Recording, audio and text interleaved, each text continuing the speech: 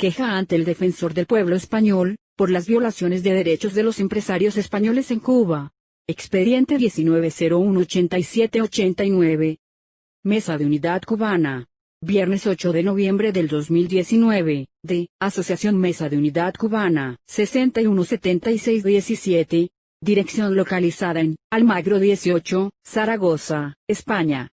Representante, José Alberto Pimentel Capote. Motivo: el pasado 31 de mayo del año actual, esta asociación se presentó ante la Fiscalía de la Audiencia Nacional para denunciar una situación de vulneración de derechos fundamentales, por parte de las empresas españolas y europeas, que operan en Cuba, acatando la Ley de Inversión 118/2014 de este país, que establece un marco de secuestro de derechos, mala gobernanza e indignidad salarial. En su día aportamos, como hoy hacemos en los documentos adjuntados a esta queja, el trabajo titulado, El trabajo indecente, como principal argumento de nuestra denuncia. Recientemente, el 16 de septiembre, hemos recibido respuesta de la Fiscalía donde el fiscal jefe ordena el archivo del expediente 602019, relativo a nuestra denuncia, argumentando falta de sostén legal para investigar a estas personas, jurídicas españolas y europeas. Por ello esta asociación ruega al defensor del pueblo su mediación a fin de elevar, si procede, los argumentos y reflexiones que los miembros de esta asociación a continuación exponemos.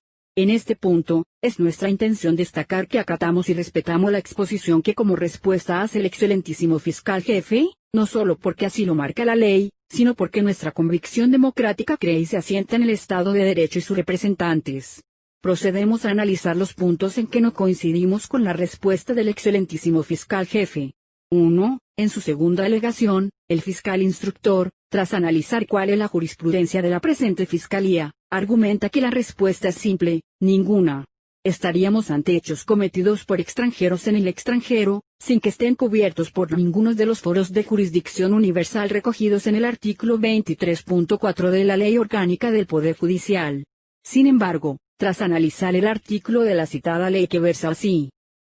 igualmente, será competente la jurisdicción española, para conocer de los hechos cometidos por españoles o extranjeros fuera del territorio nacional, susceptibles de tipificarse, según la ley española, como alguno de los siguientes delitos, cuando se cumplan las condiciones expresadas. Vemos que finalmente recoge el siguiente delito, inciso P.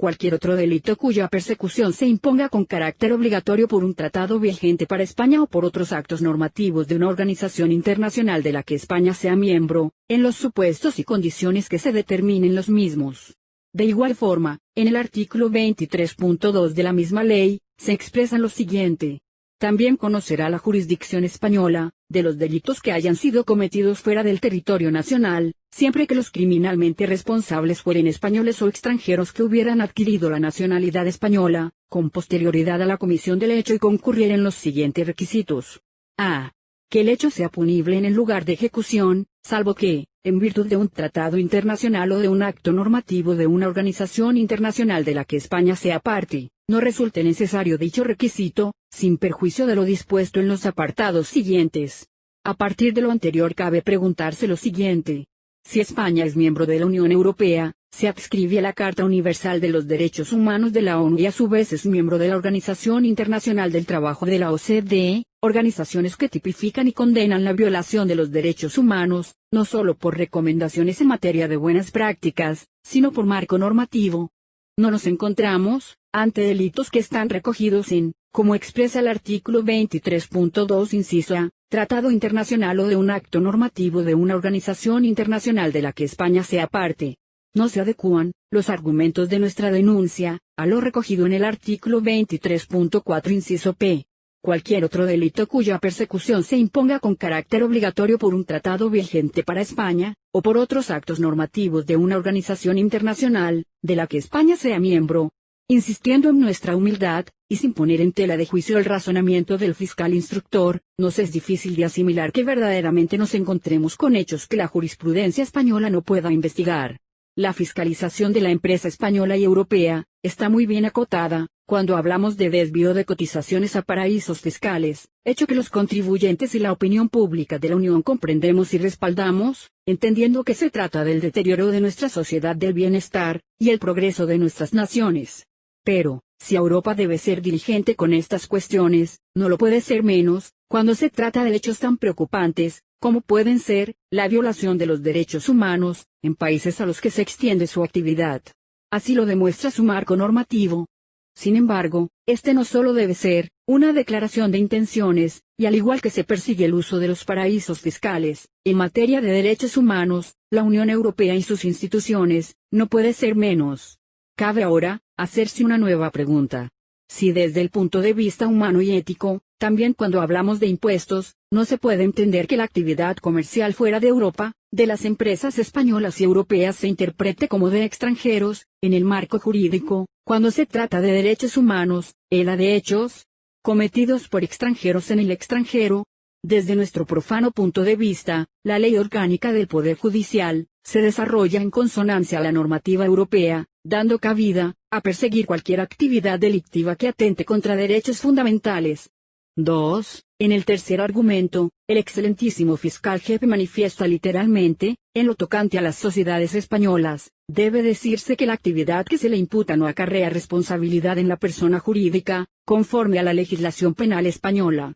Solo por remarcar, las violaciones que hemos denunciado versan sobre secuestro de libertades fundamentales, dignidad salarial y buena gobernanza. Ahora bien, si tenemos en cuenta la circular 1-2016, de 22 de enero, sobre la responsabilidad penal de las personas jurídicas de la doctrina de la Fiscalía General del Estado, donde se plantea que todos los controles para la prevención de actividades delictivas por parte de las personas jurídicas, a través de modelos establecidos, deben poder detectar conductas criminales, y teniendo en cuenta que las violaciones de derechos laborales son conductas delictivas, salta una nueva interrogante. ¿No llevan implícito los conceptos actividades delictivas y conductas criminales citados en la doctrina del Ministerio Fiscal, la aceptación de que estas conductas son posibles por partes de personas jurídicas? Cabe que nos preguntemos si en más de 2 décadas de actividad inversora en Cuba por parte de empresas españolas, sus sistemas de control no han podido detectar las violaciones de derechos laborales y dignidad salarial que se producen bajo su tutela.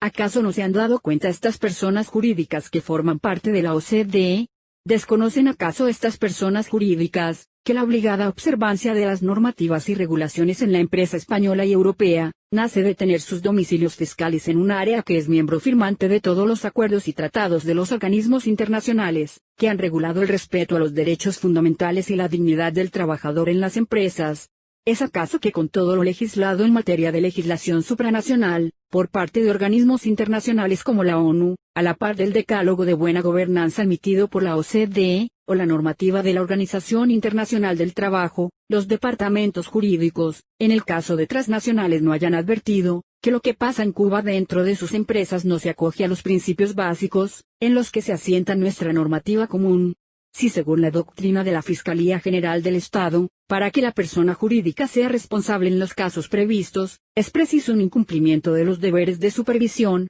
vigilancia y control de carácter grave, por parte de alguno de los sujetos comprendidos, y por otra parte, en caso de que el incumplimiento del deber de control haya sido grave, puede determinar, además de la transferencia de responsabilidad a la persona jurídica, por el delito cometido por el subordinado descontrolado. ¿Cómo es posible que tras 5 años en vigor de la Ley Cubana 118/2014, los departamentos legales de estas personas jurídicas no hayan sido capaces de ver en la retención del 92% del salario del trabajador, o en la ausencia de un marco tripartito de negociación, una cuestión de ausencia de derechos fundamentales y empoderamiento laboral? El excelentísimo fiscal jefe en su alegato exculpatorio de los empresarios españoles y europeos que operan en Cuba, plantea además que ninguno de estos delitos están contemplados en el Código Penal español, algo que resulta inverosímil si tenemos en cuenta el artículo 311 donde dice, serán castigados con las penas de prisión de 6 meses a 6 años y multa de 6 a 12 meses, los que, mediante engaño o abuso de situación de necesidad, impongan a los trabajadores a su servicio condiciones laborales o de seguridad social que perjudiquen, supriman o restrinjan los derechos que tengan reconocidos por disposiciones legales. Igualmente, opina el fiscal jefe, que en la ya citada circular 1-2016 no se recogen los delitos contra los derechos de los trabajadores. Esta afirmación no es posible entenderla, cuando en el mismo documento, al desarrollarse los delitos que provocan la responsabilidad de la persona jurídica, dice incluso que no es necesario que se establezca una vinculación formal con la empresa a través de un contrato laboral o mercantil, quedando incluidos autónomos o trabajadores subcontratados, siempre que se hallen integrados en el perímetro de su dominio social. Entonces ¿hay o no hay responsabilidad por parte de las personas jurídicas en lo tocante a la violación de los derechos laborales? Nosotros creemos que sí. 3. En cuanto al cuarto argumento del decreto del excelentísimo fiscal jefe, a nuestro modo de ver resulta impreciso y entra en contradicción con la propia Ley Orgánica 6.1985 de 1 de julio de 1985 en la que ampara su decisión.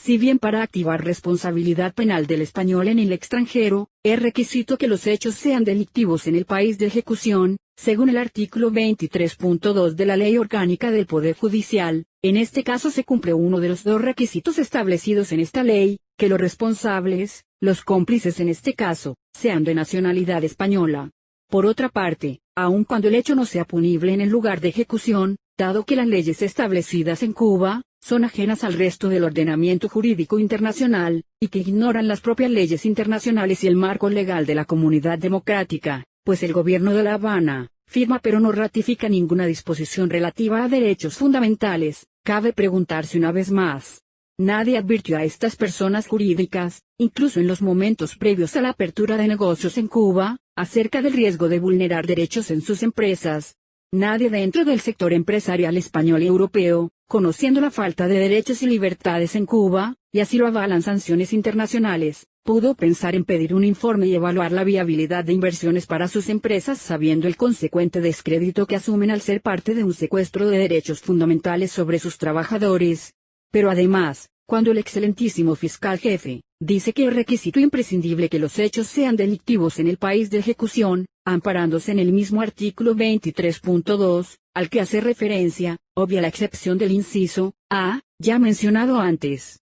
Salvo que, en virtud de un tratado internacional o de un acto normativo de una organización internacional, de la que España sea parte, no resulte necesario dicho requisito, sin perjuicio de lo dispuesto en los apartados siguientes. De ahí que resulta incomprensible que el excelentísimo fiscal jefe pase por alto la pertenencia de España a organismos internacionales como la Organización de las Naciones Unidas, la Organización Internacional del Trabajo y la OCDE, entre otros. Por otra parte, el artículo 23.4 en su inciso D, dice: delitos de piratería, terrorismo, tráfico ilegal de drogas tóxicas, estupefacientes o sustancias psicotrópicas, trata de seres humanos, contra los derechos de los ciudadanos extranjeros y delitos contra la seguridad de la navegación marítima que se cometan en los espacios marinos, en los supuestos previstos en los tratados ratificados por España o en actos normativos de una organización internacional de la que España sea parte, con lo cual no puede pasarse por alto que los delitos contra los derechos de los ciudadanos extranjeros son recogidos por la jurisprudencia española.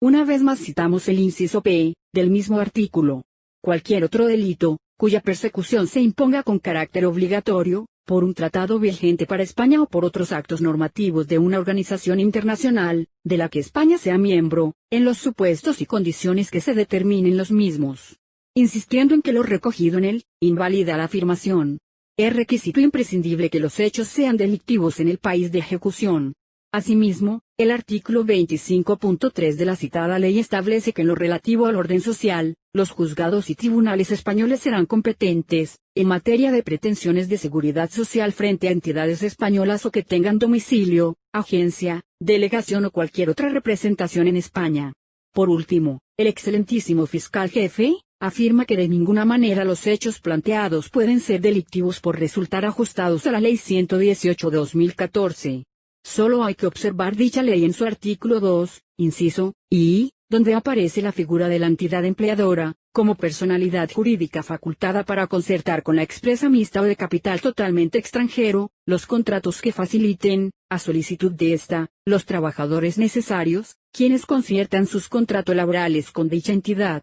El excelentísimo fiscal jefe, al afirmar que, pues bien, mal pueden los hechos ser delictivos en la República de Cuba cuando resultan ajustados a la legislación vigente, esto es, a la mencionada Ley 118/2014. Y luego decir más bien parece que los posibles desajustes de la legislación laboral cubana, con la normativa internacional, debieran ventilarse en otros foros. No hace otra cosa que corroborar lo que nosotros expresamos en nuestra denuncia. Al ajustarse los hechos a una normativa que desprecia los derechos laborales, las empresas se quejan ante el defensor del pueblo español, por las violaciones de derechos de los empresarios españoles.